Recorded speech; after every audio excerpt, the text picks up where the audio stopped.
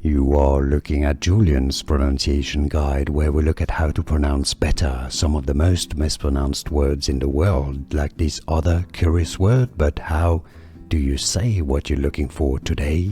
The name of this delicious fruit is pronounced as persimmon. Persimmon, with a stress on the second syllable. That's British English, persimmon. Now in American English, it's usually pronounced rather as persimmon, persimmon, rather similarly, persimmon or persimmon.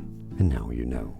Here are more videos on how to pronounce more confusing words and names too many mispronounced. Like this video if you found it useful. I appreciate your support. I'll see you soon and thanks for watching.